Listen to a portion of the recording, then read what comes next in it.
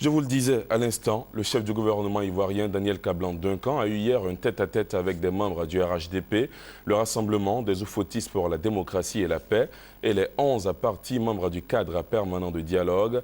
Les échanges ont porté sur les prochaines élections municipales et régionales dans le pays, ainsi que la décrispation de la vie politique. Alexis Ouedraogo. Le Premier ministre Daniel Kablan-Duncan continue ses consultations avec les partis politiques. Lundi, il a eu successivement des rencontres avec les 11 partis membres du cadre permanent du dialogue CPD et le groupement RHDP.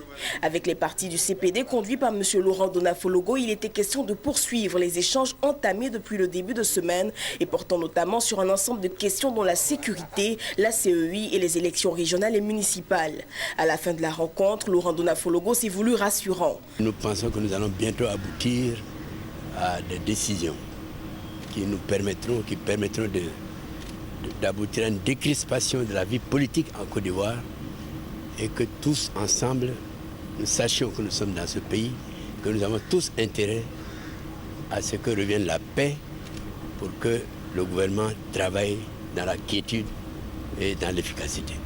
En début de soirée, le chef du gouvernement a reçu les membres du RHDP. Aux sorties d'audience, le ministre d'État, ministre du Plan et du Développement, Albert Mabry-Touakeus, a fait le point de la rencontre. Il a précisé que les différents partis s'étaient entendus sur une date consensuelle pour les élections municipales et régionales. Elles devraient être soumises à l'appréciation de la commission électorale indépendante et au gouvernement. Nous avons fait d'énormes progrès et maintenant le RHDP attend que le gouvernement, en accord avec la CEI, puisse annoncer la date des élections locales, régionales et municipales, mais également les conditions dans lesquelles ces élections seront organisées.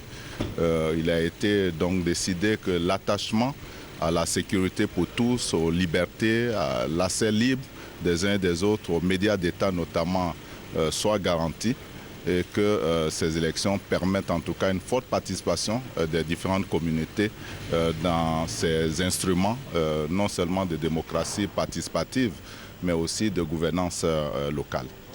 Soulignant que les rencontres se poursuivent ce mardi avec le CDP.